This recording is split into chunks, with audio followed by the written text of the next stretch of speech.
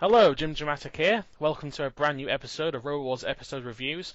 We're on to Heat F, and after the brilliantness of Heat E, we kind of go a bit downhill, slightly. But of course, I bring back, highly requested, because obviously people are wondering, where was Anderson? Here he is. Yay! I come back to this. Fuck's sake! When am I going to get a good Heat? Seriously, when am I going to get a good one? I mean, you get next Heat, G. G's okay. Oh, G, that was good. Get it? You get. Oh, G, that was good. Hey, you get J as well. That's not that bad. Okay, yeah, J's amazing. All right, yeah, fair play. I get I as well, which is one of my personal favourites. Due to the fact it was the first one I ever watched. More on that later. I mean, come on, Sam has taken C, L, and P. Don't be worrying too much. P was originally mine until you wanted to break it up a little bit. Well, it's because there's five episodes of you in a row. I don't know if that would be a bit too much. It's just like, Anson. It's like, there are other people as well. But, I mean, yeah, you've got no problems with getting rid of P, though. Come on. Yeah. That's not the worst thing that could have happened to you. But this Heat, I mean, it's definitely in the meh category of Series 3 Heats. It's just there, isn't it? I mean, even the Heat winners sort of, and the only really okay robot ends up breaking as usual. Yeah. So, I mean, we'll start with the meh Heat winner then. We'll go with Gravedigger. I like Gravedigger because I have a soft spot for front hinge flippers, but I mean, a fair play. It's brown because it meant to look like a coffin, but it's a bit of a bland robot to look at, isn't it?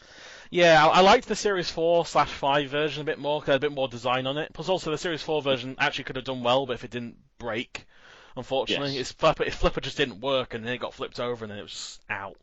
The Series 3 version... I mean, the Series 3 version was probably the most reliable version they had, but it's discount Cassius, let's face it. It's discount Cassius. I mean, it's slower than Cassius, it can barely go up robots half the time, like, it has to really get its wedge mostly on the robot for even do anything. Its armor's pretty cack. It just seems to just get hit by anything. It'll just kind of make a hole in it. Yeah. I think Stegosaurus just tail damaged it, for God's sake. Yeah, and that barely counted as a weapon. So, yeah. I mean, it's not even a bad robot. I mean, honestly, the Series 4 version was very unlucky in many regards. If it hadn't, it could have beaten Chronic pretty easily in that three-way battle. Yeah, well, let's put it this way, right? In the opening 2 seconds of that battle, it got underneath Chronic the Wedgehog. If its flipper was working, that would have been Chronic over, and that would have been it. Yeah, I mean, we would have seen it again. I mean, Thermidor Duke could have held its own, but Chronic not against them. But yeah, and then Series 5 against Tornado. That's not the best first round battle to be against. And then they retired Gravedigger, which is. It's a shame. I mean, imagine there were 13th seeds in Series 4, so if that had anything to do with it. Yeah. I mean, fun fact, actually, Gravedigger will exclude Terahertz, but they never actually fought in battle in Series 7. They are the highest ranked seed to go out in the first round, and also the highest ranked seed to lose their seeding next series. Which is... No, that's Evil Weevil, I thought. Evil Weevil... What seed were Evil Weevil in Series 12. 4? Oh, were they 12? Yeah, they were 12. Oh, they were seed number 12. Well, Evil Weevil. Well, the wiki has lied to me then. The wiki. Oh man, I saw that out. But Evil. Although, yeah, technically, because Evil Weevil didn't return the series before. I mean, I guess if they'd joining those two together, because you said it's the highest seed to go out in the first round and then lose its seed in the next series, then yeah, that makes sense. Yeah. Because Evil Weevil did come back in Series 5. I think lose it. Yeah, I think it's having both conditions into account. I think. Right. Then yes, that is true. Sorry. Yeah. Okay. I was sorry. I think that's fine, but I think we barely talked about the Series 3 version, because the Series version is just kind of It does. I mean, it flips when it can, but it's just too slow. Like, a lot of robots just kind of drive around it while it sort of just does that thing where it spins in a spot until eventually it manages to get a good hit. Yeah, it's 5 miles per hour top speed. I mean, I don't want to sound like too harsh on it, but it was probably one of the robots that struggled the most through its heat. I mean, MANIC Mutant gave it a pretty good battle. Got under it a few times and pushed it around until the inevitable oops went up your wedge. Mortis gave them a good battle. In all fairness, that was a good battle anyway. We'll get to that in a bit. And Dark Destroyer was never really going to give it too much of a hard fight, so that was a given. I mean, it sort of struggled a bit along the way. Yeah, it was I mean, at least Blade sort of had very easy battles, and Trident had even easier battles, but still, yeah, it's definitely had a lot of problems in its own heat alone. I mean, hell, it took a decent amount of damage in its own heat without having to even go against something like Stegosaurus. So Yes. yeah, I mean, we'll get to that battle with Stegosaurus a lot later, but some people say it's controversial. I'm sort of disagreeing with that. I kind of understand why they lost, but it's all downhill for Greg after this series. Let's face it. They don't get past the first round ever again. So enjoy Gravedigger victories while you last. You get 3 of them in this heat. Yes. And then nothing else. And that's it. Yeah, that's it. Yeah. Nothing else. We'll go to the. We'll go to the Heat finalist, and unlike Gravedigger, who actually improved in Series 4, Dark Destroy. What is Dark Destroy even in this series? Let alone we'll go to the Series 4 version in a sec, but what is this? What is this robot? Seriously, it's one of the most awkwardly designed robots I've seen. I like the idea of the one wheel. Right? It's original, but I can't imagine it's very good for control because it means you have like one of the biggest turning circles going. Yeah, plus I don't understand why they made we have to have wheels at the back of it. Let's have like 5 of them and just stick them at the back, and then have this weapon that does absolutely nothing. The amount of times this robot has his weapon spinning and just never seems to go backwards. It always seems to go forward. So it makes the weapon completely useless. It gave a slight little nick on Sergeant Meikel, which we will get to. And it did something to T2, but I didn't really see it. Yeah, there's like a slightly buckled corner on T2, but you can't really say that's award-winning damage. But you know. No, I mean, I didn't even notice it did anything. But here's the thing, though, right? The weapon could be at least useful if it didn't bend up and actually go together like a helicopter blade. I'm not even joking. This thing folds up. Like that shouldn't be a thing. Imagine if Carbides did that. Yeah, it was like awful. fan, It just turns like one blade together. That just is awful. I mean, they're not even attached really. They're only attached in pairs, so they just fold in. And also, it's got a lot of ground clearance. Surprisingly, how Gravedigger didn't manage to flip this thing over, I don't know. Yeah. And then in Series 4. What is the Series 4 version? Seriously. I know exactly what the Series 4 version. It's a narrow, top-heavy, unbalanced wedge, which isn't even a wedge because it's too steep to get under anything properly, with an awful weapon. A pair of spring-loaded razor blades is basically what it is. What they call the wagglers. Well, I like to describe them as I like to describe them as sideburns on the robot. Yes, that's all they are. Fun fact, anybody who wants to stalk me, I currently live in Hampshire. This robot is from Hampshire. Kill me. Right, there we go. Well done, you've got a great robot from... In all fairness, though, right, I'm originally from Warwickshire, and guess what that brought us? Shredder, Scar, and Dreadnought. Yay, Dreadnought's the most successful one. Yes. But basically, well... No, I'd say Shredder, because that made a heat final as well. Imagine, I have Lancaster. No one's from Lancaster, from Preston. The nearest one to me, I have Megahertz line, including Tut's Revenge, Colossus. Yay! Oh. You have Cedric Slammer as well, don't you? No, they're not from Preston, no. They're from Lancashire, but they're not from Preston, but... Yeah, I mean... The Dark Destroyer. I mean, the only thing that makes me laugh about this robot is it constantly gets its name misspelled because of the extra E on it.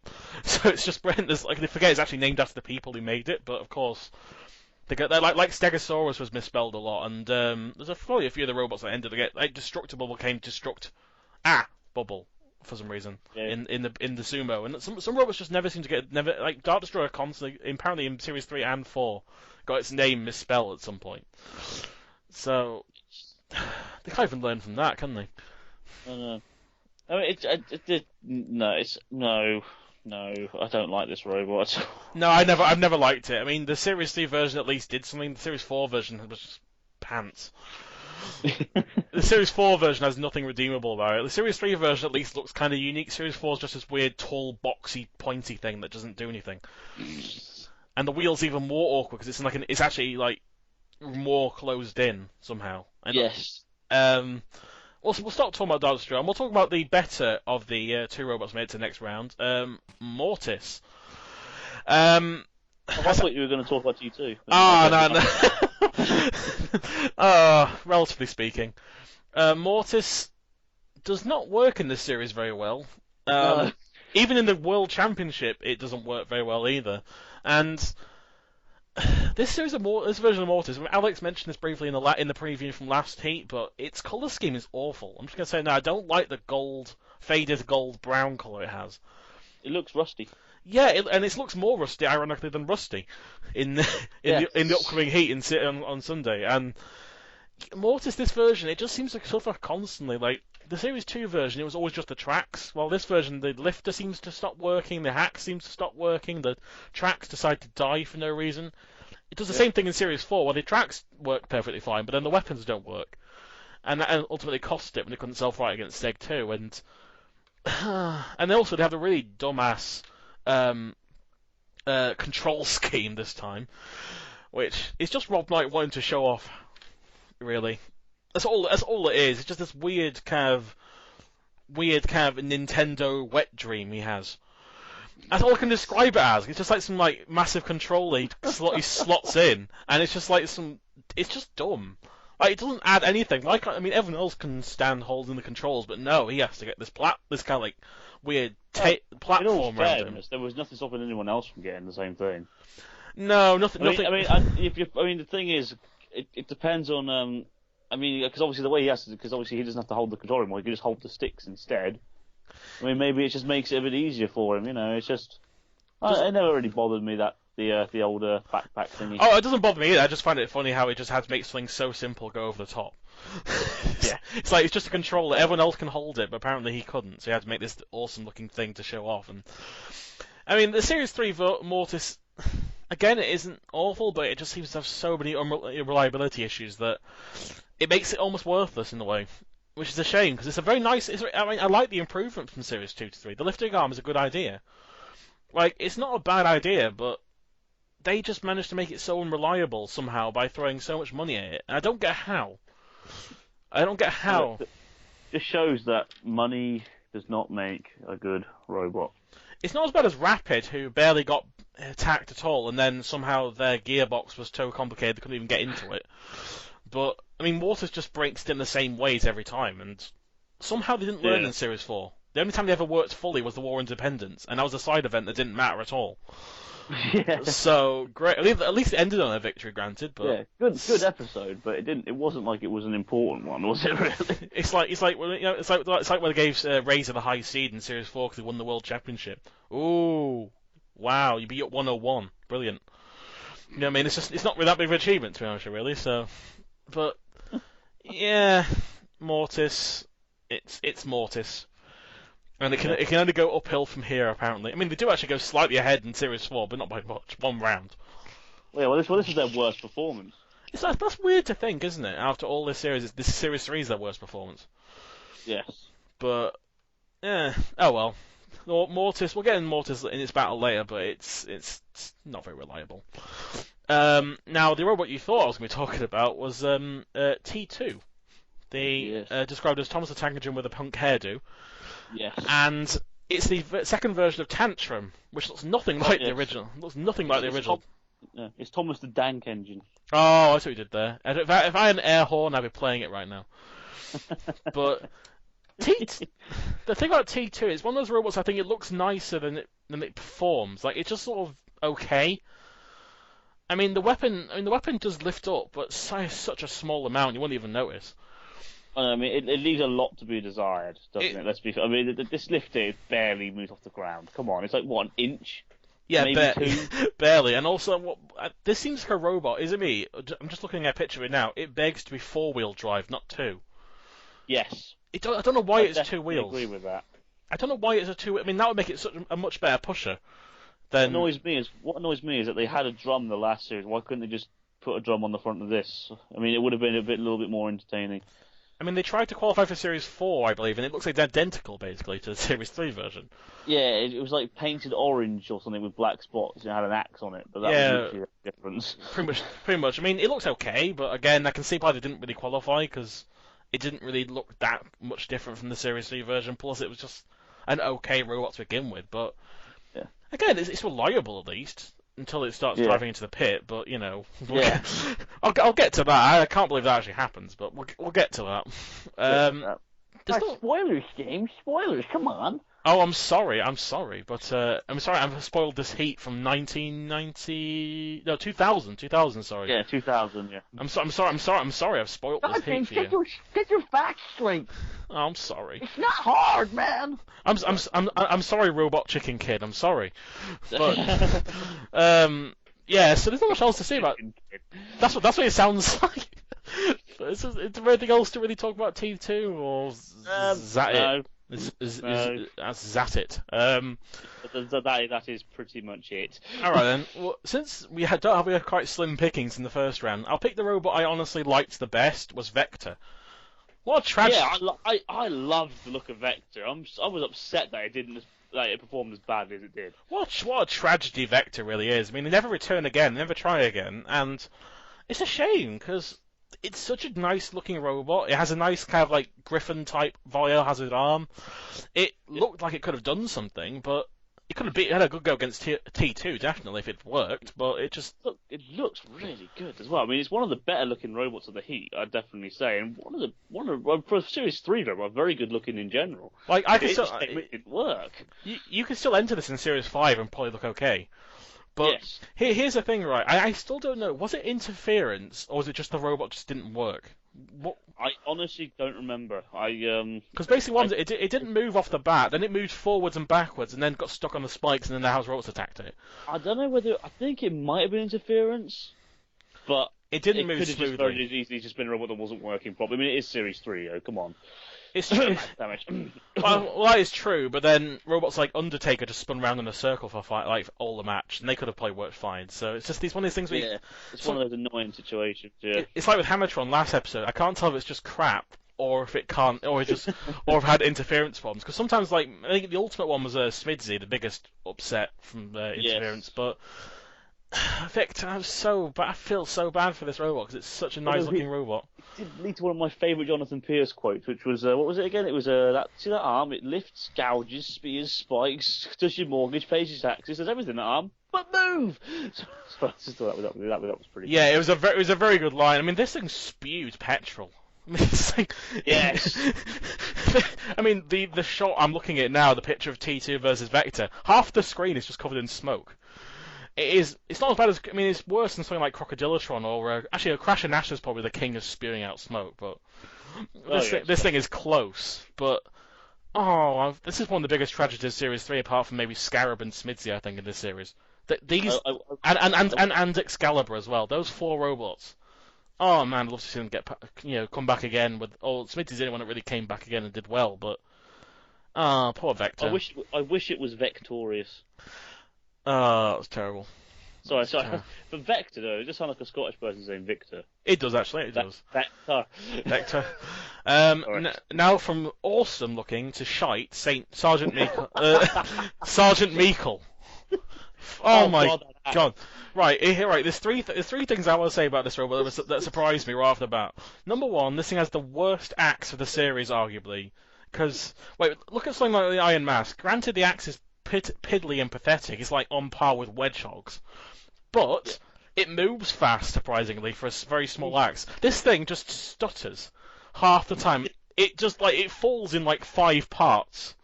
It makes Backstabber's axe look like Mortis's. That's does. How bad. That's how slow this thing. I mean, and Backstabber's actually just dropped, didn't it? It wasn't even fire. It just fell down. Second of all, its pneumatic punch lifts the robot up. Yes. Why? Why is that even a feature? Thirdly, it's the lightest robot in the Heat, despite being one of the biggest. Yeah, because Dark Destroyer is the second lightest, and then this thing's actually lighter than Dark Destroyer somehow. I think it's like a really big empty shell with very small components inside, which is probably why the axe is so bollocks. Yes, and thirdly, there is also a point I have to make clear, which I want to know who chooses what the ground clearance of the robot is going to be, because Vector has 0.01 meters, which is 1 centimeter. Right? Yes. Sergeant Meikel apparently also has 1 centimeter ground clearance. Oh, for God's sake, Vector could have drove underneath that thing, no problem, without even touching it. It's like going under a double-decker bus. I mean, they're right next to each other, the pictures on the wiki, and you can see the difference. There's like at least 5 or 10 centimeters ground clearance on Sergeant Meikel, but no, maybe they just counted the very front of the robot when it's forwards, but God, this robot sucks. I know. Well, there's two things I have, two major complaints I have, and they're both about the weaponry. One, the axes, as we said, rubbish. I mean, I think you could do more damage flicking rubber bands at your opponent, to be honest. And the second one is that spike punch. Like you said, not only does it rift the robot up, but also it's put on the point of the robot, but it's like set upwards. So when it fires out, I mean, it looks quite a long spike, but because of the fact that it's set up on that ramp bit on this point, it won't actually hit very far out. You know what I mean? Because it won't go too far past the point of the body. And it's really slow as well.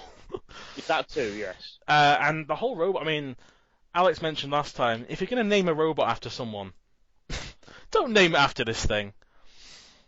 Yeah. Oh, it's such a. I feel sorry for the original Sergeant Meikel. If you're somehow listening to this, I apologise for your for this awful robot your team named yourself after. Thankfully, he wasn't in the team. Yeah, the armor was also paper. I mean, Darke Destroyer's weapon did damage to it. That says it all. It looks like paper, should you? But this, I mean, I've been waiting a long time for this one, but this one is awful.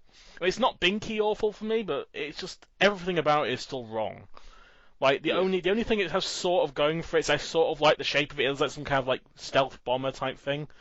Yeah. But that is it. I mean, if it wasn't for that shape, sort of futurist, just lethal, I would say, but that's just me. Yeah, I mean, I can see both. I mean, it looks like some kind of jet fighter, but apart from that, it has nothing else going for it. I mean, even the axe. It's almost as if they were purposely trying to make a really bad robot, and they were trying to get everything wrong as possible. Well, they've succeeded, if that's the case. Yes. They have fully succeeded. And also, speaking of another robot that's absolute shite, Ming. Now, Ming is actually the heaviest robot in the heat. Tell me how that's possible. It's 80 kilograms exactly, but... I mean, at least these guys had sense of humour, but apart from that, nothing else is really good about this robot. I will say this, the weaponry looked good. It had to have some power, considering how high it flew when it hit the floor, in all fairness. It did spin decently fast, at least, but it had no weight behind it, so it's kind of like Mazakari's disc in Series 4. It looks like it's made out of like 1 millimeter metal or something. But all right, this is the thing, right? Because this is actually one of the few teams in the series that actually go on a lot further than every other team in this heat. Let's face it. I mean, the Ming team have been around since this is their first series.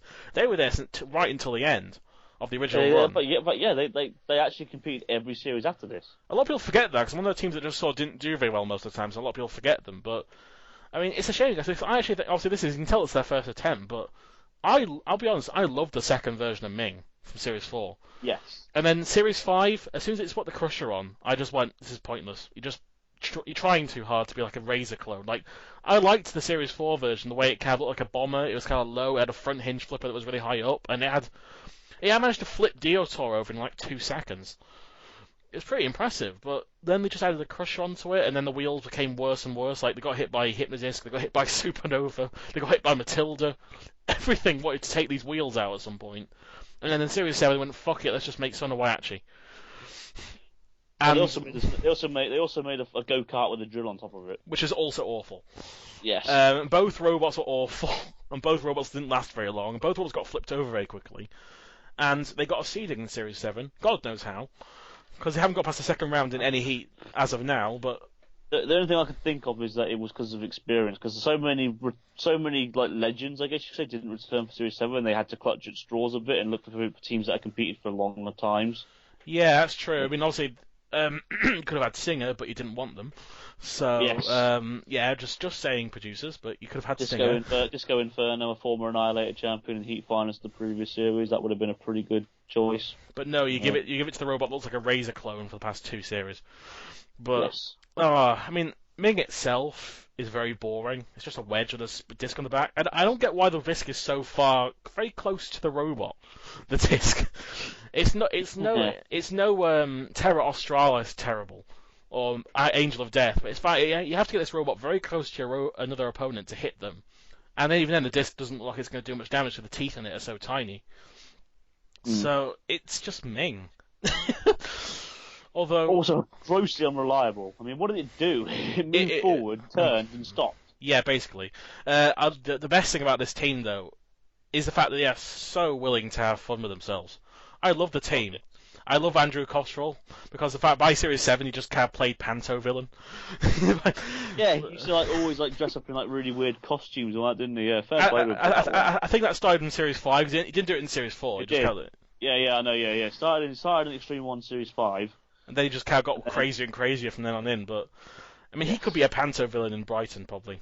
So, but I mean, I love the fact they had the beard, making fun of Arthur Chilcott, and and also it's very hard to notice. But also, Andrew also had a backpack on, mimicking the stupid backpack that Rob Knight decided to wear as well. So taking shots at both of them. It was brilliant.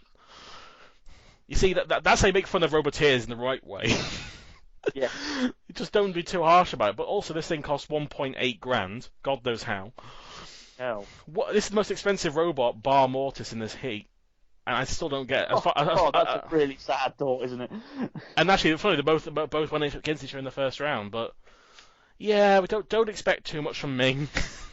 I mean, the Series 4 version's their best version, but it only took a very unlucky hit from the Morgue somehow that killed them, and also Frenzy to kill them. But yeah, this version of Ming is just Ming. Yeah. It's Ming-ing, if you know what I mean. Oh, for crying out loud, that was awful. Oh yeah, and yours are so much better. Yes, they are. Okay, whatever. And finally, another robot I don't understand the point of is MANIC Mutant. This thing... Odd one. It's an odd robot because it's got two weapons that could be useful, but neither of which they managed to use properly because they make them so crap looking. I mean, let's look at it. The lifter is like a little twig that barely lifts above the robot, and it looks like I could probably snap it off. It looks that thin. Yes. And imagine if I were to get hit the disc. That was just gone in like 2 seconds. That would be gone. And I should say with the tinfoil armor, in fairness. But the spinner at the back is the same thing like Ming. It's even worse though, because the spinner looks like something made out of those. I don't know what you call it. You know, the little toys you used to get that had like kind of like interlocking spikes made out of plastic. They're sort of like a version of Lego, but it wasn't actually Lego. It looks like that. Oh, stickle brick. Yeah, it looks like that at the back. Yeah, a stickle brick. Yeah, it does. Yeah, and it's so close to the robot, and the fact the spikes stick outwards. Yes. In the wrong direction. I mean, they're never going to do anything with that. It looks terrible. And it looks awful. Guess what? Another fun fact. These guys are also from Warwickshire because they're the same team who entered. Well, one of them, the team captain's the same guy who entered Shredder 8 years later. Thank goodness Shredder's a bit better. But yes. I like Shredder, but I don't like Manic Mutant. It's got so. I mean, the ground clearance was as big as downfall because it just decided to just hop onto Gravedigger for some reason. Yes, that was a bit stupid. Although it's pretty fast though. It was definitely had speed, which is rare for Series 3. I think it was 4-wheel drive, wasn't it? Because it had 4 wheels. I don't know whether that makes it 4-wheel drive or not, but I think it was. It might have been. It wouldn't surprise you because it must have been because it was very fast. So I probably wouldn't surprise you. And a good push. Like I said, it pushed Gravedigger around a bit before they drove up its wedge. But they could have actually probably done well against them, but then they just became stupid. They probably lost against Mortis probably if they'd lasted before Mortis died, but still, it's still just an air-looking robot. And also, before I go into the battles, one thing that's very unfortunate about this heat, no barnyard robot. Oh, yes. This is the only heat of the series, I think, where there's no barnyard robot, isn't it? I believe so. I think the second one I can't remember. It might be debatable, one of the robots, but with this one, there's no question. There's not a single robot based on an animal. Oh well. We'll make up for it in next heat at least. But yes. Yeah, nothing, unfortunately. But we'll get to. I think the one that's debatable is Heat J, isn't it? Because I don't know if you count Eric as one. I sort of count Eric, but it's not. It looks like a dragon lizard type thing, but even then, if that is debatable. We'll get to that one, but this one's no conclusion. Manic Mutants are closest, and it's not even based on anything. So, yeah. If you really wanted to go for a stretch, Dark Destroyer could be a beetle, but that is really stretching it a lot, so I wouldn't go there. It was a big stretch making Missile a beetle, but so, yeah. But anyway, we'll get to the battles, and I guess you can barely call Ming versus Mortis a battle. Well, yeah, like I said, Ming moved forward, turned, Mortis tapped it on the disc with its with its lifting arm, lifted it over, disc flew off, bye. Actually, this is dangerous, this robot. It's the fact that Ming's disc fell off. It fell off before it hit the floor. So, it was actually falling off anyway. And it went so high. This disc went almost into orbit. It was almost like as high as Axor in Series 5. This thing just went flying. It was higher than a hippie at Woodstock. Indeed. And Mortis didn't have to do much, really. I mean, to its credit, the disc created some nice sparks, but that was probably the highlight of the battle, was the disc going flying. Yes. Wow, that was a great highlight. Although great, it was nice to see, because obviously this is a brand new weapon on Mortis, a lifting arm, obviously. Beforehand it was just the axe. It was actually nice to see how well that thing actually worked. I mean, they lifted the heavy...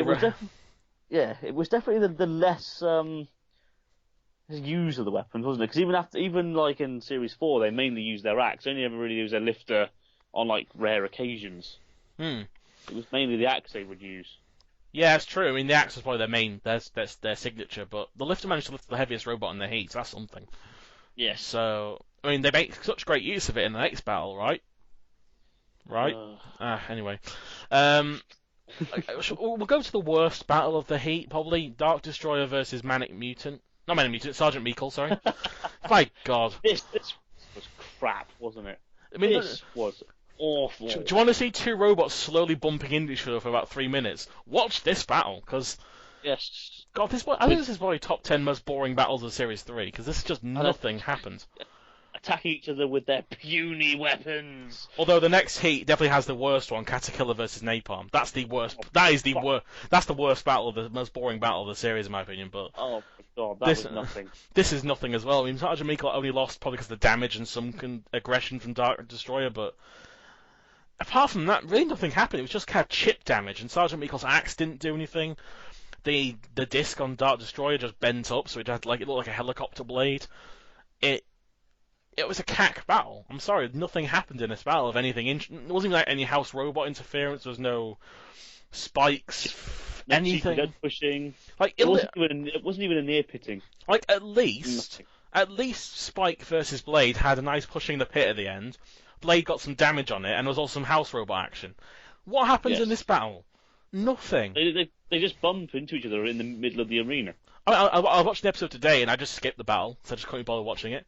Because I thought to myself, there's going to be nothing in this battle worth watching. And I probably was right, because I can't remember anything interesting from it, so...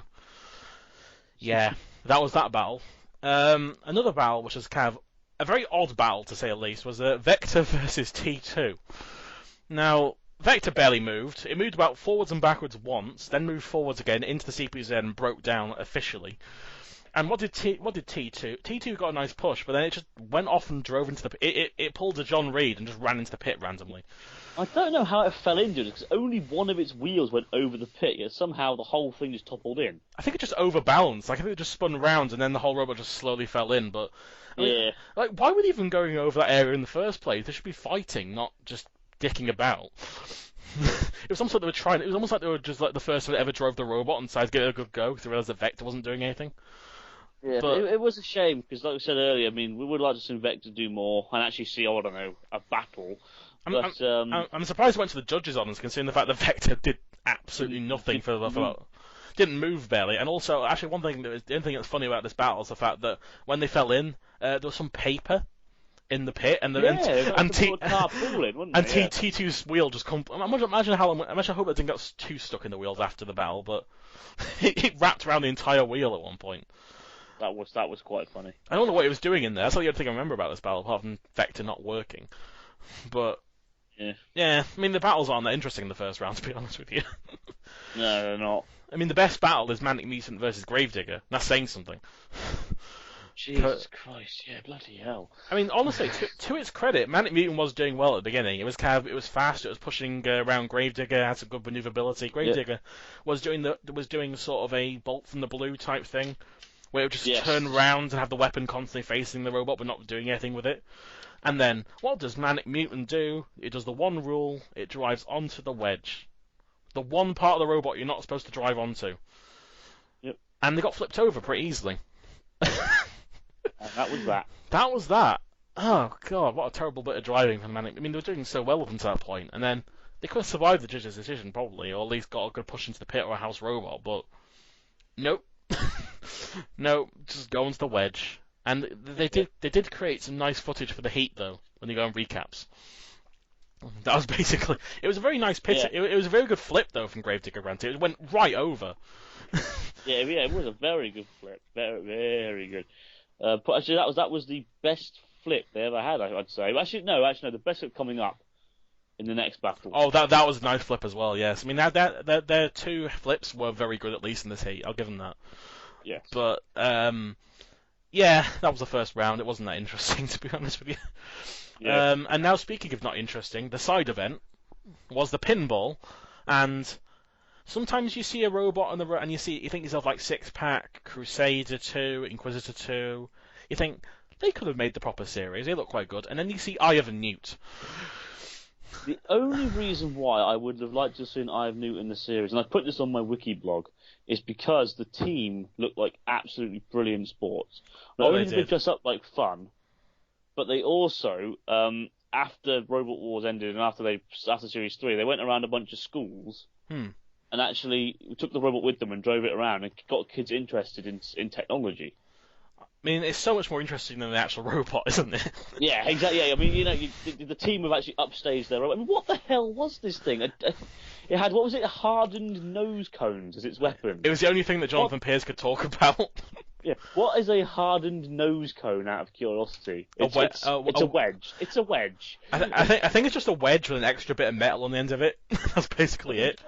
Fair play to them. I mean, they had like a kind of cool idea, make an invertible robot, and then so that basically if it gets flipped over, the wedge is still useful. Yeah, but it's not very good. Causes it a really high ground clearance. It actually looks a little bit like Diplophosaurus Rex in shape. It does, actually. I tell you what, if it was to spin on the spot, actually, maybe its hardened nose cones could have knocked someone silly. Yeah, I mean, they got a decent amount of points of 90, but still. Also, probably the world's slowest 50-point target press. It was painful to watch, wasn't it? Yeah, apart from Razor in Series 4, when it literally it was just there like, yeah, just gently nudges the 50. It's not as painful as watching Elvis trying to score a goal last series, but. Or trying to watch or trying to watch PS de Resistance actually get past the brick wall. Or watch any battle involving Evil Weevil in the football. But oh God, yeah, bloody hell, that was annoying. We covered that last heat, a couple of heats ago, thankfully, but yeah. Yes, Eye of Newt didn't really do much. It just sort of went around the arena, got some very slow points, and then just sort of got ganged up on a little bit, and then it just kind of finished.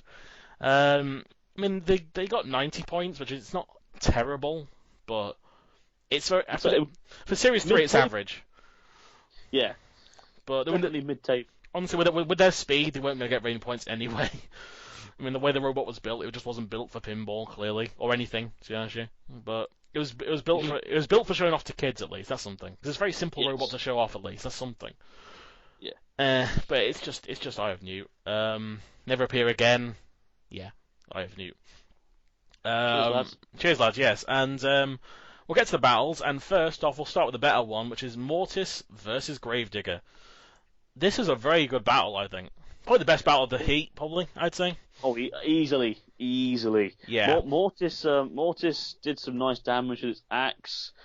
Gravedigger got not one, but two really good flips. I love the flip against Shunt Scoop. That was awesome. And the flip into the pit, that was the best one. Yes.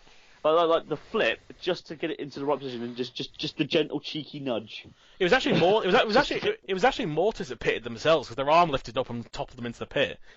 Yes, they nudged them over. They nudged them into a place, so when they did self-flight, they went straight in.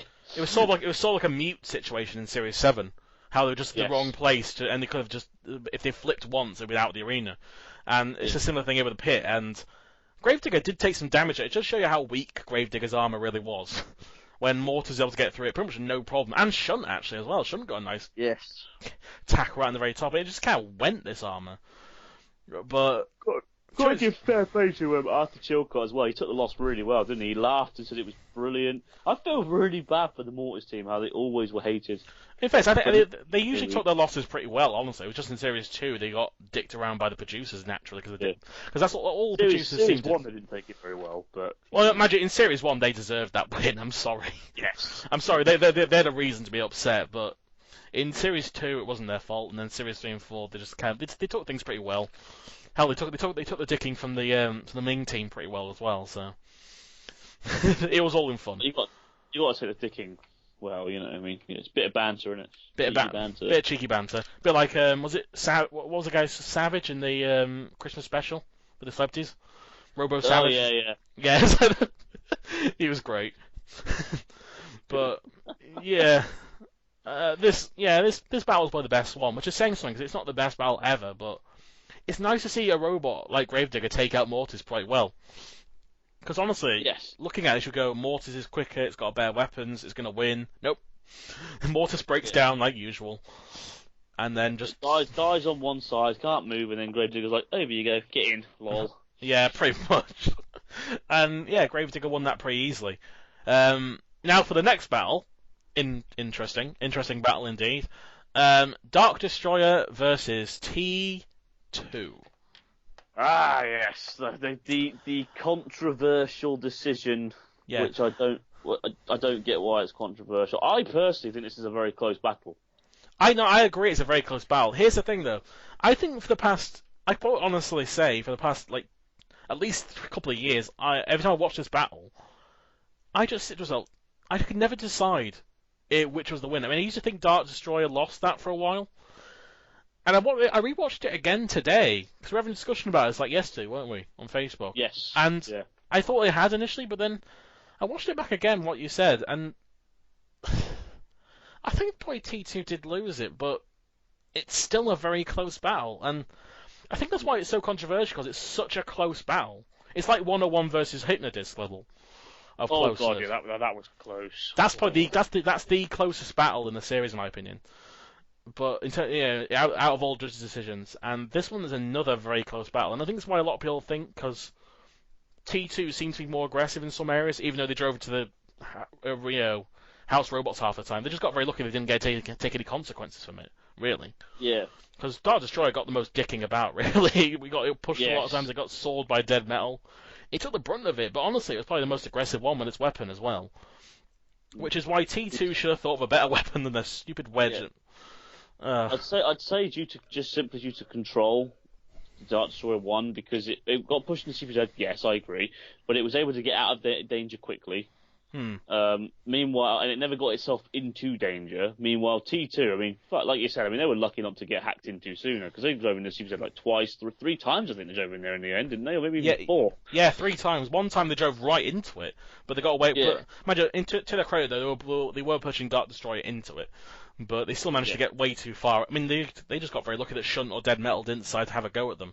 Because if that was the case, it would have looked bad on them. But this battle, my God! When it comes to judging the criteria from how I know it was judged, this when looking at it as a judge and basing on the criteria is a lot closer than people lead it on to be. It's true. I mean, I never really include style because I still don't really understand how they judge style. To be honest with you. Basically, if you look pretty or look entertaining. So, for example, when we mentioned Recyclops versus Mortis earlier, I would probably say Recyclops won on style just because it looked better, because Mortis was just a tracked block in that battle because its axe wasn't working. Yeah, I see why they got rid of it. I see why they got rid of that judging criteria because it makes no sense. It doesn't make any sense. It's also biased on robots that look nicer. Like, yes, I think. Like Razor, yeah.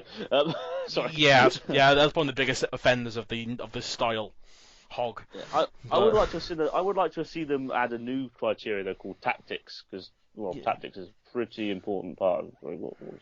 Actually, I mean, it sort of goes under control to a degree, but yeah, I suppose. I mean, control. You mean if you use your tactics well, you're well controlled. Yeah, but see, I look at it as a way of like, so for example. In my opinion, good control should be stated, oh look, they managed to avoid the weapon really well. Oh look, they managed to get round them and get underneath them. That's good control. I then say tactics is good because, oh look, they're trying to push them into the pit, so that's a good, that shows good tactics. Oh look, they push them into the CPZ and succeed, that's really good tactic points. You know, that's how I look at it, sort of thing. And I agree. There should be like some maybe fourth version or at least something to add into it, but style is an interesting subject. Yeah, style made. I still say that style should not even been a thing because it just makes no. I mean, it kind of again, if a robot looks nicer, it gets more points, which it shouldn't really be about the way it looks like. It should be how it performs. Razor. But yeah, Yeah, I mean, and actually, imagine Jellyfish would have won everything if that was the case. Yes. If style was still a thing. But or Miss Nightshade. Even if it loses on Sunday, they should go. Well, you got higher style points, so You win, lol. yeah, screw you, Apollo. Yeah, how dare you? How dare you? Wedge flipper. That's basically how they would have judged it, and man, I see why Storm 2 is constantly getting hassled by the producer, like going, it's not stylish enough, it's a box. Even though it slams its opponents around and then, you know, has great fast-paced, entertaining battles, but whatever. Same with Tornado. Tornado is like, it's just a box, but it gets style. How? It's a box. But anyway, we'll get off this subject, because I mean, honestly, if you tell me the T2 wins it, like I used to think for a long time, and if you think Dark Destroyer's won it, honestly, I can't argue either way, because this fight was very close. I think what we're trying to say is, man up, get over it. It was 17 years ago. That's true. But also, again, it's also Sorry. also to this match's credit though, it's edited enough where you can at least see the ambiguity. In something, for example, like Napalm versus Demolition Demon, you don't see everything in that battle, so you can't see everything that happens in it. And also, wasn't there Mute versus Mute versus Judge Shred 3? Yeah, I was going to say that one. Yeah, that's another one where you can't see everything, and it's just kind of like, this is what I don't get. Like, if you want a battle to go the way you said the judge decision said it would be, edit it so it looks like they won, at least, or make it look like we believe that was a decision that was fair. Like in this one, I've seen pretty much most of the battle, or most of the highlights of it, so you can at least go, yes, you can see why this was very close. Or same with Gravedigger versus Stegosaurus in semi-final 2. A lot of that isn't. You see a lot of the major points in that battle, but other battles you can't. So I'll give him credit here. The editing was pretty nice here. So he actually was able to. It was in a way actually, the editing made it so ambiguous that a lot of people can argue about it. So there's something to that. Yeah. But at the end of the day, who cares? Dark Destroyer went through. T2 went out. We'll never see him again. Bollocks. Anyway, I don't care at this point. Even if I was so passionate about Dark Destroyer losing, I just don't give a shit at this point because they don't do well in the next battle anyway. So yeah. In Gravedigger versus Dark Destroyer, possibly one of those bland heat finals in existence. This is nothing really much happened, did it? No, a lot of pushing about. Dark Destroyer almost get flipped over by Gravedigger once. They got a nice frontal shot, but then the big one, the big kill. Actually, a lot of people think it's Gravedigger. It's the arena spike that takes Dark Destroyer out. Because Gravedigger... A good 2 seconds before Gravedigger's flip of fires. I know, some people go, oh yeah, Gravedigger flipped over. Really? Did you watch the battle? Jonathan Pierce, no matter how many times he watched it, oh, look at that, was great control there by Gravedigger, great use of the weapon. Are you fucking shitting me? Also, Jonathan, come on, seriously, bro. Also, that would go under aggression, not control. For the flipper, just saying. It would, wouldn't it? He even got his categories wrong, honestly. But yeah, this battle was pretty cack overall. A lot of pushing and shoving. No. Well, it did lead to one of my favourite Dead Metal moments, just slicing into that chin. It was so fun. It's not a Bumblebot moment, but my god, is it close! It's one of the highlights of the heat as well. Just seeing. That's why Dead Metal's my favourite. Not only because of the sparks and because of the look and because of how effective the weaponry is and the fact that the dual weaponry works really well, but also just because there's just something beautiful about seeing a circular saw slice through armour. The sparks are brilliant, and also if it cut through the wheel as well. Yes. That stupid, useless wheel. I love it when they slice through the wheel and then you see the smoke just pop out of it and all that, so the air just pop out of it. I swear Dead Metal has an eye for useless shit in robots. Like, he cut off the axe on Bumblebot, he cut out into the stupid wheel on Dark Destroyer. All's good. All is good. And honestly, the better robot won anyway, so... Yes. I mean, Gravedigger, again, even though it's a kind of meh heat winner, it earned its place. It still earned its place. It still took out Mortis, it still flipped over Manic Mutant, and it was still more aggressive against Dark Destroyer. So, shit on it as much as you want. You know, being kind of look at Trident. Look at Blade. Their robots are on... I mean, some people even shit on Pitbull. I'll disagree with Pitbull. Pitbull's great, but... Pitbull's amazing. Pitbull's still great against Behemoth, even after the stupid moment. I think if it wasn't for the arena spike, I think they would have beaten Firestorm. I'm a massive Firestorm fan. No, I'm a massive Firestorm fan too, and I agree with that. But here, they earned their place. Every battle, they didn't have overly easy opponents, because honestly, Manic Mutant was pretty fast and maneuverable. Mortis May I say, they beat Mortis. Not like they beat Napalm, they beat Mortis. And then, To be honest, I would like to say this. I do think, whilst Trident and Blade are probably considered up there with worst semi-finalists as a whole throughout the entirety of Robot Wars history, I would say that they at least did dominate their battles that they won, in all fairness. oh, they did, but in fairness, they had very easy battles. I know, yeah, So I know, yeah. that's the part They did have a pretty easy heat. Well, You know. Gravedigger actually had slightly, apart from maybe Dark. Actually, ironically, I think Dark Destroyer was their weakest opponent, and that was their Heat final. Yes. But there we go. I mean, the other two robots at least put up a nice fight. Exactly. Dark Destroyer could do absolutely sweet FA on them, and that's all they could do. But if you want to give this Heat a rating, what would you give it? It's very average, isn't it? I mean, there's nothing that jumps out at me. The first half of this whole heat, including the pinball, was bollocks, in all honesty. Apart from maybe Manic Mutant versus Gravedigger, which was okay-ish. But to be honest, the two heat semi-final battles I actually quite like. I thought that T2 versus Dark Destroyer was a nice close tussle between two, not the overly exciting robots, but they used their weaknesses. They used what they had to their advantage, and what they didn't have, they tried to leave without. Fair enough. Mortis versus Gravedigger was a good battle, in my opinion. The heat final left a little bit to be desired. 5 out of 10, I think, would be reasonable. I think that's it's not offensive. Basically, I'll say that it's not offensive. No, I would give it probably a straight 5 if I had to. But next heat. Next heat, we actually don't see again that many great robots. We do see one great robot though. Aurak's Revenge. Oh wait, no, hang on. No, it is Napalm. Wait, no. We'll get there eventually. Stegosaurus. That's the one. Stegosaurus, the first successful Rambot in Robot Wars.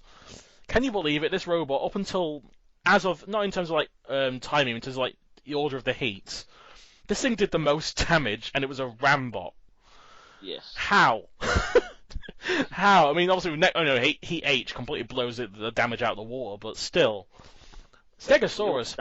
I mean, this robot was a reserve. It didn't even get an intro in the pits. It didn't get an intro before its battle.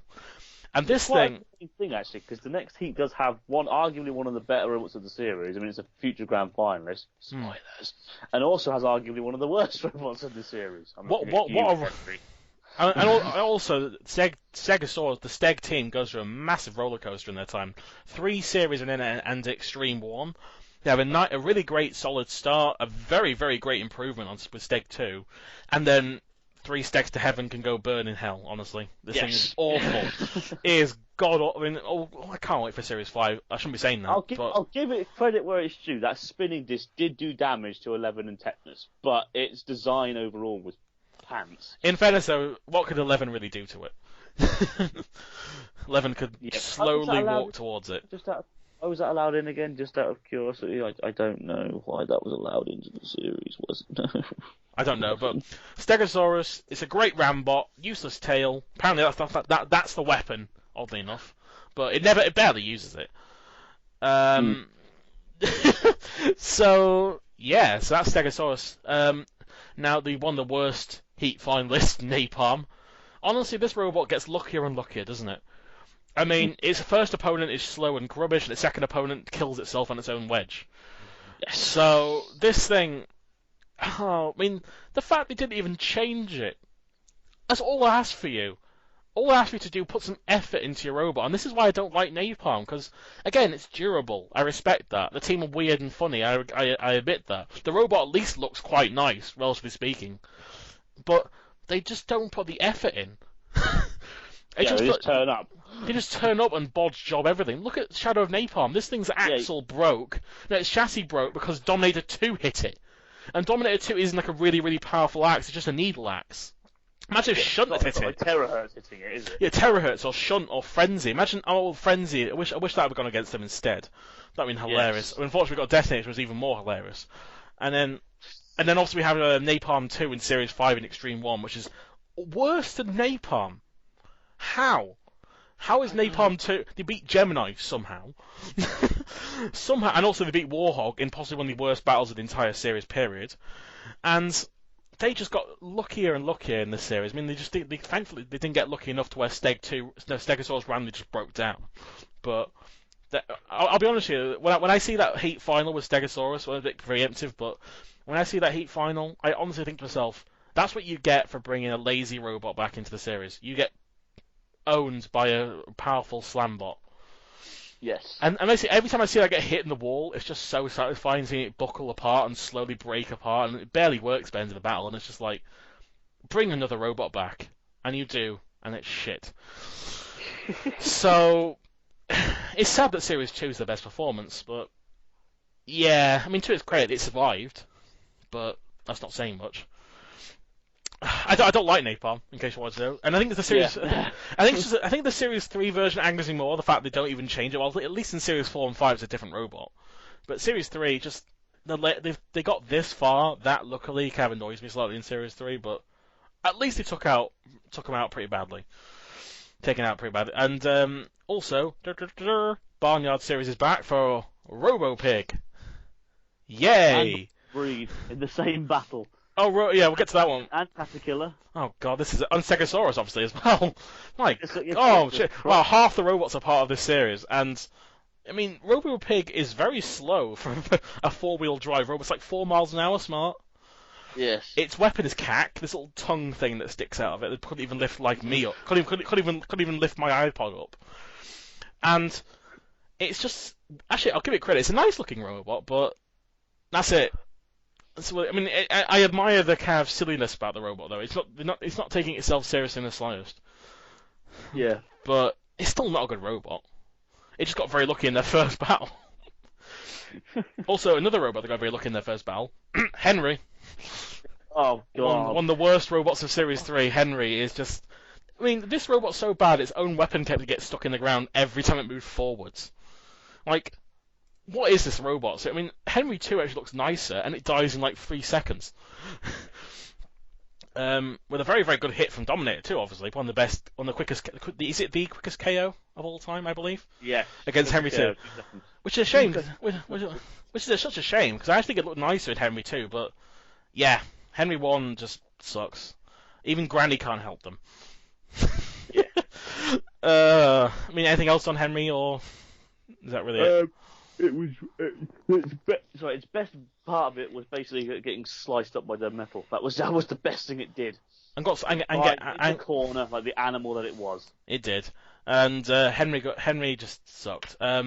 Now Caterpillar. What a boring robot Caterpillar is.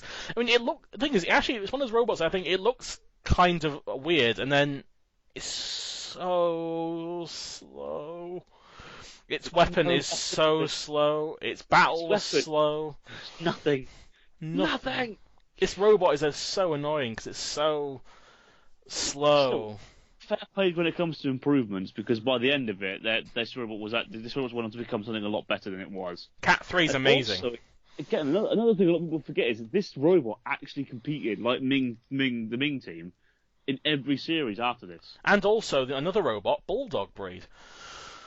Yes. Again, actually, Bulldog breed. I mean, bad first start, though. I mean, jeez Louise. I mean, interference problems are probably part of the reason why it didn't work, but even then, the robot's not that great.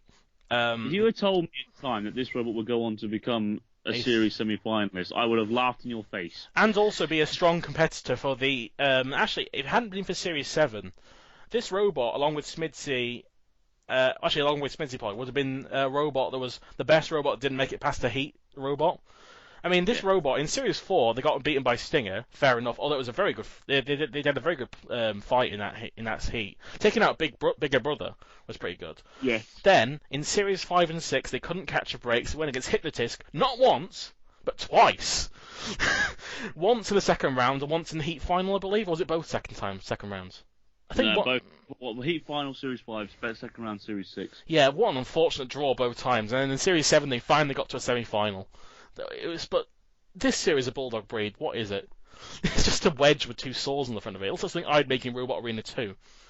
And again, it didn't bloody work. Also, a robot that didn't decide to work when it needed to. Hardvark, R.I.P. Oh mate, this was gutting. This is also why the 10-second immobilization rule appeared. Because Yes. I mean, obviously, if this had been like, because obviously in the case of Storm 2 in Series 8, they were broken, but they weren't immobilized for 10 seconds. The Yeah. same thing happened to Hardvark, but unfortunately this time, when herp to derp, you're out, apparently. Because Henry did more, of course. Clearly. Yeah, in that 10-second period. Actually, it was less than 10 seconds, I think. It was just Eight. around I 10. think it was 8, because the 10-second countdown started, and then they just stopped. The only thing is, if Henry had pushed Hardvark a bit more, it wouldn't have looked like they were immobilized. But they just kind of left him alone for a second and went, oh shit, we can't move. And the saw was still working, so it must have been something with a speed controller or some internal faults. It wasn't completely dead. But in fact, the saw didn't do anything. And it was so slow compared to the Series 2 version. So honestly, I think it would have got beaten by Stegosaurus anyway. But and it's weird. Hardvark, the second version, is sort of like an upgrade and a downgrade at the same time. Because it has a weapon at least, but it doesn't do anything. And it looks nicer, but it's slower. So and also they have also the only team to have a cardboard cutout as a member. So there's something for you. Wherever you were, Mike Evans, you appeared in cardboard form. That's all that matters. Yes. And finally, the quote-unquote favourite against Stegosaurus was Orak's Revenge. How was this thing a favourite? Because it appeared last series, it got beaten by Killatron. Yeah, such a favourite, this. But With this little axe thing that... Can you even call it an axe? no, it worked. It's like Ultor's axe. It was fast, but it's nothing. And it was an electric axe, and electric axes don't work. You need pneumatics for axes. I will give it credit where it's due, though. It looked cool. And then, I felt sorry for the person who did the paint job because it got wasted. bit like Rocks in series 2 and 3. Like the paint job was so great on it, but then it didn't last very long. And here, it looks very nice, and it's such a massive robot. Yet somehow Napalm is heavier. It barely fit in the pit. And no, it didn't really. I mean, its spikes were so small at the front. They're kind of pointless. And it was really funny, actually. The funniest bit for me was when they got pushed into the pit by Stegosaurus, and I had his little axe going, eh. Just, like, it looks so pathetic in the pit. Like, his massive angry face, but it's just kind of like, help me. But honestly, in any other heat, it could have got past the first round. Actually, any other battle, honestly. It probably could have beaten. It could have a good go against Hardvark, Napalm, Robo-Pig, Cat Killer, Henry, Bulldog. Honestly, Stegosaurus was the only robot that could beat this thing, and it did. Yeah. It could have done a decent well against. I mean, I think it could have been a heat finalist, this one. Heat finalists, or at least second round, but unfortunately, At least, yeah. Unfortunately, they had to go against the best Rambot of the series, on par with something like All Talk and Thing 2, as very good pushing robots as well. But yeah, unfortunate. But that is Heat G. We'll get to that sometime, obviously, and that was Heat. This was also Heat F we just talked about, and from a meh Heat to an even more meh Heat, apart from one robot, nothing else stands out. But I mean, at least in this Heat, Stegosaurus is a really good Heat finalist. It earned everything it did. But yeah, so that'll be the next Heat. I'm Jimjamatic, signing off. Man, it's 9132. See you whenever. Bye.